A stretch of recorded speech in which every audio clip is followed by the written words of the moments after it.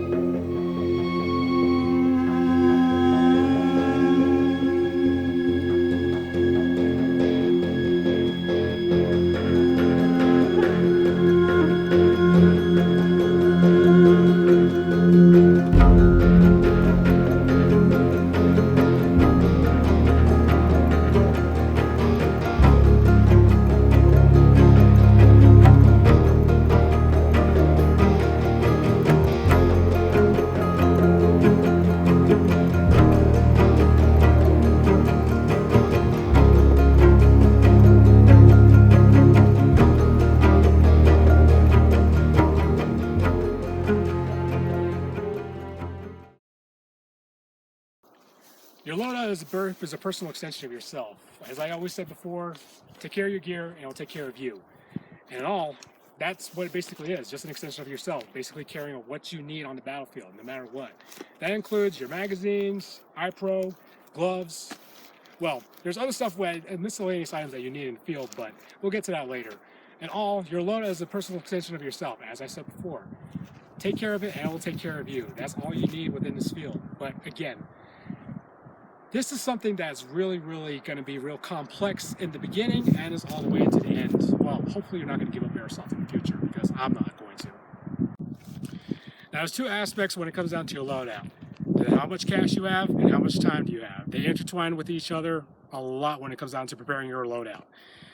And let me tell you, you're going to have a lot of one aspect and not so much with the other. Guess which one I'm talking about?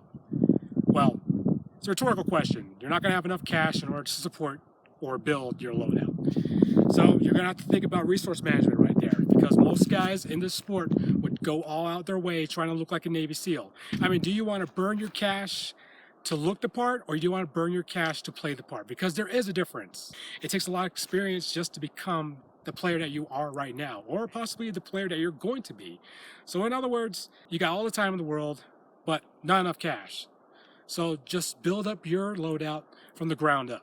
You start at the base and all the way to the top of where you want to be at. Because again, most people, well, most beginning airsofters would go out all their way to look like Russian Spetsnaz, SEAL Team 6, United States Army Rangers, and possibly even doing impressions that goes down to cosplay. And this is a sport where you have to immerse yourself in for the love of the sport.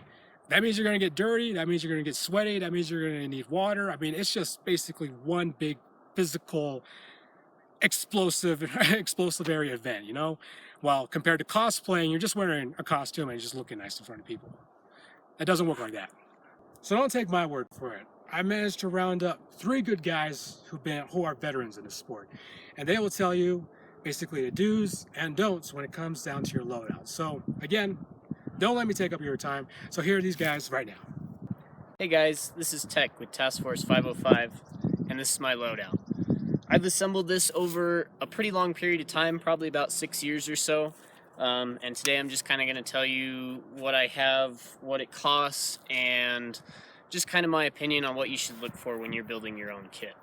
So to start it off, I've got just a basic plate carrier with some extra pouches. A lot of these pouches I actually took from old vests, so if you're looking for a starter vest, get something with removable pouches, because even if you switch out the vest, you can take the pouches off and put it on your new rig. I've got mostly magazines in the front, a couple magazines on the side, and just an accessory pouch on the side for batteries, snacks, or whatever I might need. Down here I've got my pistol holster. I like it a little bit lower than my belt so that it doesn't constrict me when I run. I have a knee pad and of course my dump pouch so I don't lose track of my mags on the field. On the back I've also got a hydration carrier. Keeps me hydrated on the field, and also I can carry snacks, equipment, extra grenade shells, pretty much anything I need. So I'd say probably the basic things that you need to look for right off the bat. A good pair of gloves will go a long way. Good pair of boots will go a long way. And just something to hold your mags. You don't have to have a plate carrier if you don't like it. A lot of times before, I would have more of a chest rig style that would leave my back open for ventilation. That helps a lot when you're playing in hot areas. But really, I mean, you look at all this and you say, man, how much did all that cost? Well, it really didn't cost a whole lot. Number one, because I kept my pouches from my old rig. For number two, I was given a lot of this stuff. So just kind of, if you got friends that are maybe leaning or getting a little bit out of airsoft, just take their stuff off them. But I would say this probably costs at or under $200. So this isn't crazy expensive. This isn't undoable. But yeah, just focus on what you need and don't be afraid to change it out. Hey guys, it's Coy Stevens. I'm a private first class with the United States Army, and I'm here with Task Force 505 to give you a general overview of my loadout and my representation of how I like to play airsoft, and my tips and tricks of how possible beginners could try to, start off and see how their loadout works out. To start from head to toe, I've got a good old helmet up here with a few extra accessories, I guess before any of that, though, I should say that most of my loadout was created as more of a impressionist kind of thing. So, you know how milsim and speedsoft are kind of a bit of a different thing. I went for the more milsim-oriented kind of airsoft. So more militarized, more actual how real soldiers and sailors and whatnot would actually wear their kit. So most of this is pretty close to how an actual soldier would wear their kind of stuff. The helmet, the plate carrier, the 3 mag pouch in the front, a couple mags on the sides, also a couple pouches right back in here. Overall, my loadout is destined to how I would like it to be. Everything is right where I want it to be. I've got a good old fanny pack right here for any extra accessories and whatnot. We've got a good old pistol mag pouch for any kind of speed loader that I might have, grenade pouch for really anything small, little blow up pouch for anything else small that I might need. So it might be a tourniquet or whatnot for a more milsim oriented game. Decent pair of iPro, that could work for really a lot of outdoor areas. Good gloves, mechanics gloves, I really love those gloves. And the uniform is real steel, Marine Corps issue, Marpat Frog. So, it's flame retardant, and it's able to go through a lot of different stress and tears and rips that, most other uniforms can't really go through. But overall, I would say for beginners, this is not the kind of loadout that I had at the very start. I started like 3 or 4 years back, and this whole loadout cost about $300 to $400 in total, just by the loadout itself, because I was going for a more realistic tone. Meanwhile, for beginners, maybe even a full year into, you won't even have something like this expensive little plate carrier of mine. So overall, just go for what you need at your own budget. Everyone else has their own budget, and you see people with stuff like me or stuff like Novrich or any other kind of big airsofter, that has a whole lot of really expensive gear that you think, well, that looks cool, I need it. You don't need it. The most thing that you need fits you. Like, I don't know, just a plain old backpack with a belt around it and a couple of mag patches. That's worked for a lot of people. I've seen that, and they've been very good airsofters, and they've had a lot of fun. Overall, I'm saying go with what you want at your own pace. It's all about you. You don't have to worry about anyone else. You do your own thing. Hi guys, I'm Poet with Task Force 505. To start off, the video today we're going to talk about is what's the best beginner guide for buying your airsoft stuff, what we use as an airsoft player, and what we have accumulated, over a course of a couple years, regardless of how long you've played. I've personally played for I'd say about 5 years, and the result of all that would be what I'm wearing right now. So from top to bottom, I have they don't make these ones, these are the Bravo JP combat helmet. It was black, did my own little custom paint job. I got some guard dog full sail goggles with foam lining.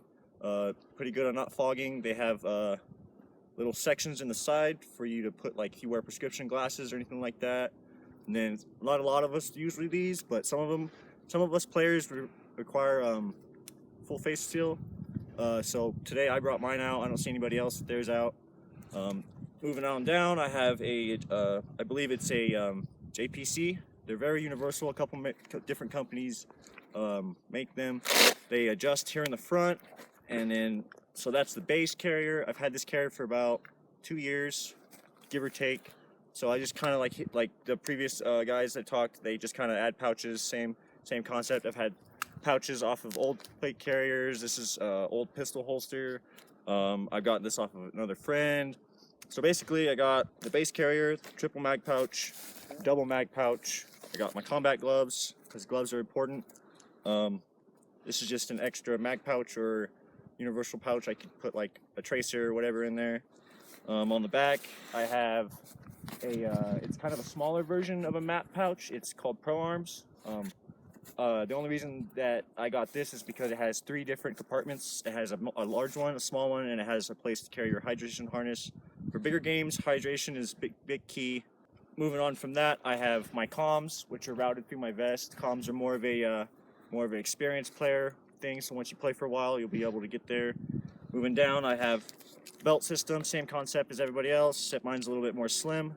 Dump pouch, utility pouch for whatever, and then everybody else usually runs soft shell or hard shell, and it's either on their leg or on their side. So give or take, you'll either see hard shell on the side, like on this, or soft shell like the other guys. Moving down, I really don't like anything on my legs, so I can move pretty good. And then after that, just a good old pair of great outdoor hiking shoes. So I tried the big boots, combat boots at first. They're kind of heavy, bulky. They slow me down, so if you're the type of player that likes to move fast like me, then I'd recommend moving like hiking boots.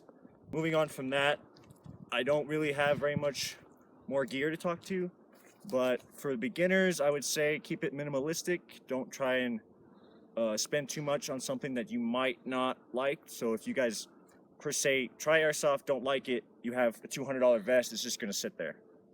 That's the course that I would go. I would go with like $15 vest, $20 vest, chest rig, something like that. Something that's universal that you can maybe use in future games. For beginner tips on the 3 most important things for airsoft would be eye pro, boots, gloves, because getting shot in the hands is probably one of the worst feelings in airsoft. And then you don't want to lose an eye. And of course, like I said, some of us wear face masks because we don't learn to use teeth. So it's kind of a personal preference on everybody's part.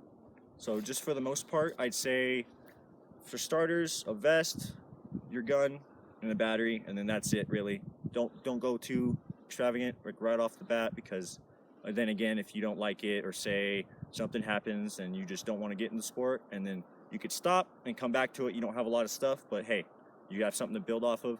Most of us, we started out with nothing, just like you are. So we just gradually built up into this. And if you take notes on all these different videos that Skinwalker has been so kind to provide us with, for the most part, it's a great sport. And I hope to see all of you out there. Thanks. I'm basically your base guy for a beginner airsofter. I have the eye pro, the t-shirt, the jeans, and the boots.